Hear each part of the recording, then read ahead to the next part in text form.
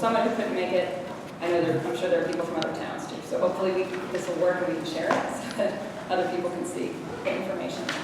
Hi. Sorry. It's okay. Can you just say who you are? I'm Allison Miller, Springfield. Thanks. Welcome, Allison. Okay. So welcome to Summit again for the Community Solar presentation at the Union County Environmental Commission Hub meeting. We've got Mike Winka, Molly Jones, and Nicole Rowe here to talk to us about the New Jersey Community Solar Pilot Program and how our communities can get involved.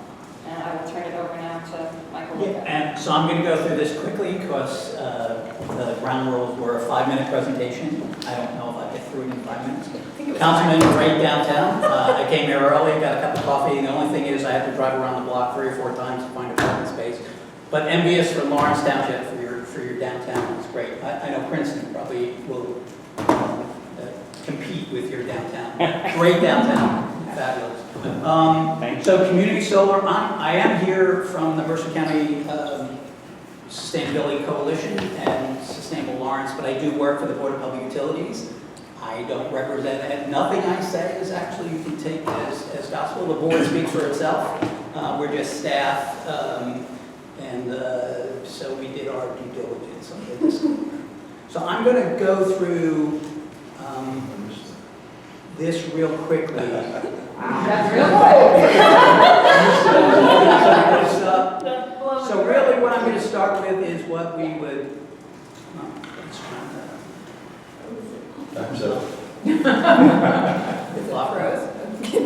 So basically what I'm going to start with is just sort of getting everybody on the same field, level playing field in terms of solar. Trying to think about solar. If you're thinking about putting it on your house as a resident, we'll go through what you have to think about, and then sort of be able to build that out, and then you can decide, well, I want to put it on my roof, or I want to put it on my building. I either want to buy it straight out with a loan, I want to do a PPA, power purchase agreement, and then you can start to think about how you can do this as a community solar developer. So if you're coming to your town, and thanks for coming here, most likely the town's going to say, what is community solar? Why do I want to do that? So it really needs a champion within your town to be able to say, okay, here's some data, here's some information. These are really detailed projects, and the folks from SunPower will tell you, this is not, make our town community solar friendly. This is not, small business outreach. This is a big project to go through. So you need a champion in the township, and you need to be able to put that information in front of the town council, and they need to go out and hire a consultant to do that. So if you want to go down this pathway, you really have to think about educating the township. So that's what we're going to try to do. Sorry, the display is not moving forward the slides. So basically, if you're... that was your last slide. Okay. There you go. So I'm going to go through these steps real quickly in terms of thinking about solar. How do you think about solar, and then how you can translate that to a community solar project. So the first thing you have to do is, how much energy do I use in my home? If I'm a residential customer, what do I do? You look at your utility bill, and they'll give you can add that up and do the math. There's little programs that are out there. PS runs one. You put in some information about your house, how many dishwashers you have, how many refrigerators, real simple. It'll spit out something that looks like this. Little chart that tells you on a monthly basis how much energy you use, electricity, heating. It'll also tell you how much it costs if you put in the information on the cost. And it'll give you a little chart like this on a month-to-month basis. It'll tell you what your energy use is. And you go back and play with it, and it'll get it close to being right. It's a real simple tool. It only takes it took me 15 minutes to put in the data. Not much. Then you have to know something about solar panels and what they are. Real simple facts. The size of the panel picked on a residential side, they're pretty standard panels. They're about 17 square feet. They're just about 39 by 65 inches, pretty much standard. You have to know what the power rating is, right? Most panels are about 300 watts. What's that? Watts, you have to know watts, kilowatts, kilowatt hours. So watts is, I have a 100-watt light bulb. I turn that on for use a kilowatt hour of electricity, and that cost me in this area about 16.5 cents. So those are the numbers you have to think about and throw around. The real important one is the one on the right-hand side, 1,200 kilowatt hours per kW. So if you know how much you have to put on your roof, you can make that conversion to how much energy you would be producing, and you can do the math in reverse. You know how much energy you use, you just divide it by 1,200. That takes into account all the math about where you are, the slope of your roof, how much efficient the panels are, and that number is pretty much standard across New Jersey. It hasn't varied from what I've seen in the last 5 or 6 years. It's based on the solar that comes into the state of New Jersey. So here's how you do that math. Again, if you look at that chart, average homeowner uses about 9,000 kilowatt hours per year. You divide that by 1,200, you need 7.5 kW on your roof on an annual basis to cover your load. And when you're a residential customer, you can only put on enough energy on your roof to take care of the net energy that you use over the year. Community solar is different, and developers may talk about that. So then you can do the math too, 300 watts per panel. You need 25 panels. What are they? They're 17 square feet. That was a little mistake there. So you need 425 square feet on your roof. What's that look like? It's about 20 by 20. Don't you have net metering? So I'll get into that, and it'll tell you how that all works. But you really don't have to do any of this. You just have the Well, yeah, solar right. company come and they do it all for you. Right, and There's no math involved. Right. Don't panic. Well, right. If you wanted to do it yourself and you just wanted to call somebody, and so those are the options you can have. I'm not sure why it's locking up. So you're right. If Pretty you just scary. want to, well, again, I think if you want to do a community solar project, you should be able to do some of the math. It's real simple. It's not. It's it's algebra. It's not differential Are we equations. talking about the individual or the community? So right now it's individuals. So I'm just trying to get you on a level playing field to think about this as the individual. Then you can take it to the next level as a community solar project, and we'll get into that. So as an individual, I had somebody come to my house and you said, sorry, can't do it. Because you have to Because that's so much shade. Right, yeah. So then you're a great customer for community solar. So you don't want to cut down your trees, you can do community solar. So again, when you're thinking about that space, if you put it on your roof, you can't cover your entire roof. Any project, you're going to need some setbacks no matter where you put it. Even if you put it on a commercial roof, there's other things on the roof. You can't fill up the entire roof. So when you're thinking about the size that you need, again, if you're thinking about putting community solar on a roof, yeah, you have to take that into account. And again, I don't want you to design a project, so you don't have to do the math, but I'm trying to give you enough information so you can go in as that champion for a project and say, I know enough information, hey, this pencils out to work, so you can talk to the BA in your town, and your BA can say, oh, that makes sense, maybe we should do that, and go hire a consultant to do that. Off the bat, if you go to them and say, hire a consultant for $5,000, what's the town council going to say? I got other things to do, thank you. But if you come in with a report that says, here's how this could work, more receptive to being able to do something and say, let's go down and hire somebody to figure out if it really is going to work. So that's all we're trying to do. So again, just even if you're putting it on a landfill, you still need space between those areas for the shade. I don't know why it's like that. So the next thing you do, once you know that KW, there's a little program called PV Watts. You just take that 7 kW, you plug that in right here. You can just Google PV Watts. This little program comes up, it's free, it was developed by NREL. There's no math involved. You put in one number, 7 kW, you put in the price for electricity, and it spits this out for you. It does all the math for you. You don't have to do any math.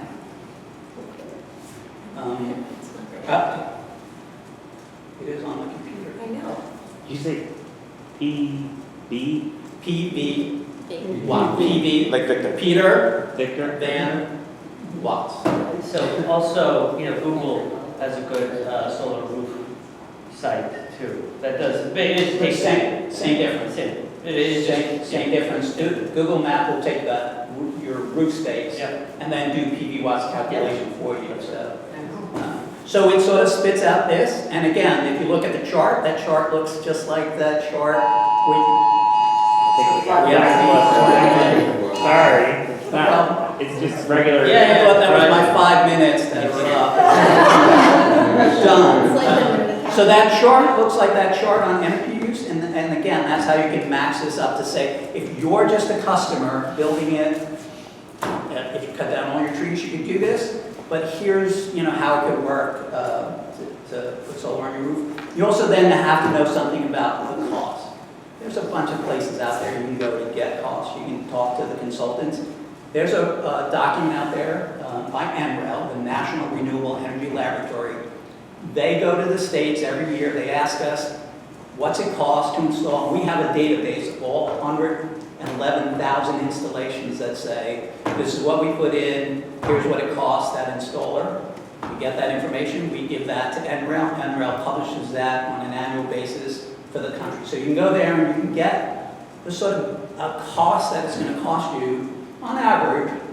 So again, if you're going to a developer, at least you're armed with information to say, yeah, I know what's in this. If you're telling me it's $5 a watt, I know I can buy it for $2 a watt. So that's what we're trying to do, is be able to arm you with all the information that you need if you want to do a project like this.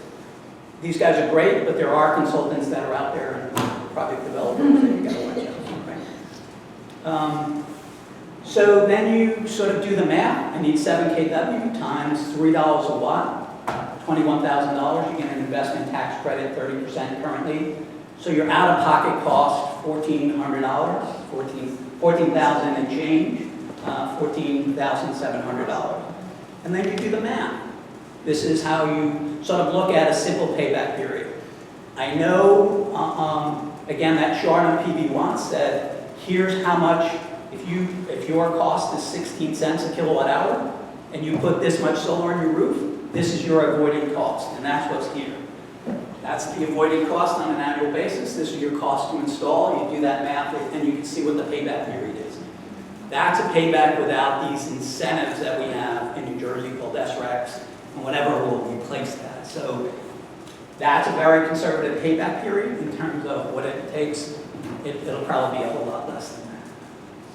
And again, so just being, and you can have these slides, you can look at them at your own convenience and do the math. You can call us up, you can call up a developer and see how the math works. So you can decide whether you want to put it on your roof.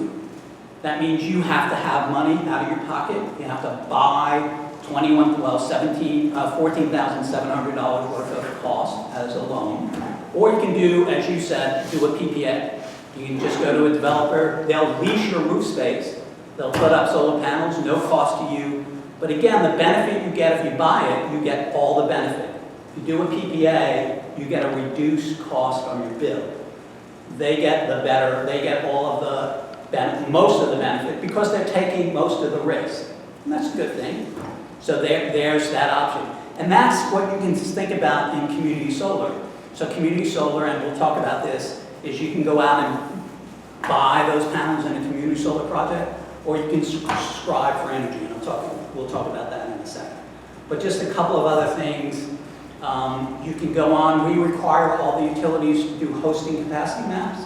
So that tells you every circuit in the state of New Jersey how much capacity there is for installing solar on that line that's in front of your house. So that's important. You want to be able to pick an area where there's capacity. If you don't pick an area where there's capacity, you're going to pay more because you're going to have to upgrade the infrastructure. And then DEP has come out with this solar siting guide that says we have preferred areas. We don't want you to put it on open space. We don't want you to put it on parklands. We don't want you to put it in those areas where we want to preserve. Here's those areas where we think are preferential areas. They're all the brownfields in the state, all the industrial sites, all the historic fill areas, all the roof spaces that they say you should be putting it there. Now, that's not a rule. You can go ahead and put it on a green space. And we'll talk about some of those criteria that we have. So that runs through sort of quickly, I hope this doesn't freeze up again, runs through what what you can be armed with in terms of data. And we're here, we can talk through this. So this is how a regular solar project works, right? You put it on your roof, you tie it into your electric system, you spin the meter backwards, those electrons go into the wire when the sun's shining, you generate more electricity than you're using, they get stored on the wires, not exactly stored, they're not your electrons, but you're generating more electricity, you're pumping it out, somebody else down the street's using them. When the sun's not shining, you're pulling electricity off the wire, the meter is spinning forward. At the end of the year, you net out to zero. That's what net metering is. You're getting your system to net out to zero. In community solar, you're not doing that. You're not putting it on your roof, well, unless you're a big business, unless you're a municipality that has roof space to do that. So you're buying into a larger project somewhere else. You're buying either panels in that larger development, or you're getting the energy that produced from those panels. So these could be your panels. This is a larger system, a community solar project. The Johnson family has these panels. They get their electricity from these panels. And through the magic of billing system, you get the credit off the bill, and I'll show you that in a second. So here's how it works, basically. You're the subscriber. You go, and if they built a project and they have a project that they can sell you, you can either buy panels or you can subscribe for the energy. You have to pay for that. Just like if you were putting it on your roof, or you had a PPA, if you were going to put it on and own it yourself, you have to buy it. That's the same thing here. You have to pay for those panels. That electricity that gets generated goes to the grid. The grid pays the developer for those, and you get a credit on your bill. And again, the credit's just the same way. If you put solar on your roof and you buy it outright, you get more of that credit. If you do a PPA where you're only buying the electricity, you still get a benefit, but you don't get 100% of that benefit. You're going to get some amount of that credit. The developers taking all of their risk for that project, they get some of that benefit. So that's community solar. How does it work?